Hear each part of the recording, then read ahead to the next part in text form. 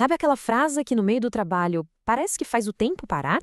Duas palavrinhas que já dão um frio na barriga, uma ansiedade instantânea. Pois é, hoje a gente vai fundo para entender por que essa frase mexe tanto com a gente e como, por incrível que pareça, ela pode virar uma ferramenta para o nosso crescimento profissional. Todo mundo já passou por isso, né? Aquele colega ou gestor chega com uma cara mais séria e o clima na sala muda na hora. É o começo daquela conversa que, nossa, a gente já teme por instinto. Pois é, só isso. Essas duas palavras, assim, suspensas no ar, elas são capazes de congelar o momento e começar um verdadeiro turbilhão de pensamentos negativos na nossa cabeça. Mas por quê, né? Por que elas têm tanto poder sobre a gente?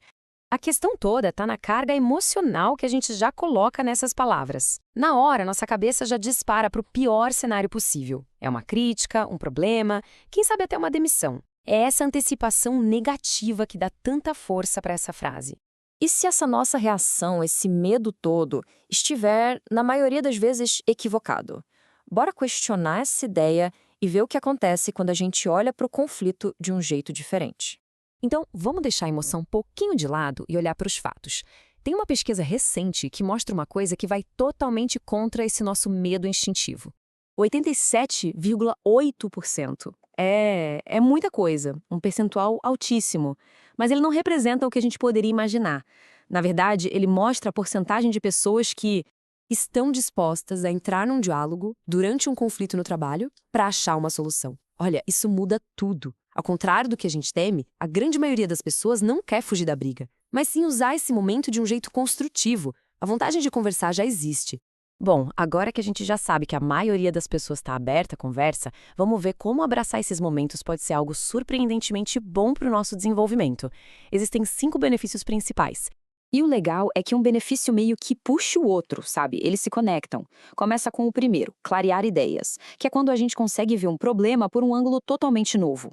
E aí vem o segundo, questionar soluções, que na prática deixa nossos projetos muito mais fortes, mais robustos. Depois, a gente passa para a chance de criar oportunidades de aprendizado, simplesmente por ouvir um ponto de vista diferente. Isso leva a gente a desenvolver empatia, porque começamos a pensar de verdade nos sentimentos do outro. E por fim, tudo isso ajuda a ampliar relacionamentos, principalmente com gente que pensa diferente. No fundo, toda conversa difícil é, na verdade, um convite para a gente entender um outro lado da história. Só que para isso tudo funcionar de verdade, para esses benefícios realmente aparecerem, tem uma habilidade que é, olha, é a chave de tudo. E essa habilidade é a escuta ativa. E não é só ficar quieto esperando a sua vez de falar, não. É o esforço genuíno de se concentrar para entender a mensagem, a emoção e a lógica por trás do que a outra pessoa está dizendo. É essa escuta ativa que abre a porta para tudo, sabe? Com ela, fica muito mais fácil desenvolver empatia, porque quando a gente escuta de verdade, a gente passa a levar em conta o que o outro está sentindo, as motivações dele. E o resultado final? Ela ajuda a gente a ampliar nossos relacionamentos. A escuta ativa dá confiança para sair da nossa bolha, sabe? Para construir pontes com quem pensa diferente, transformando o que podia ser um conflito numa conexão profissional muito, mas muito mais forte. Então, o que a gente viu até agora foi uma virada de chave total na nossa cabeça. Aquilo que antes parecia uma ameaça, agora pode ser visto como uma das ferramentas mais poderosas que existem para o nosso crescimento profissional. E essa é a grande sacada.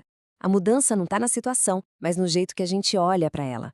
O conflito para de ser aquele monstro, aquele obstáculo, e se transforma num catalisador para ter ideias mais claras, soluções mais fortes e relações de trabalho bem mais profundas. Então, fica aí a reflexão. Da próxima vez que aquelas duas palavrinhas aparecerem, em vez do medo, talvez o que vale a pena sentir é curiosidade.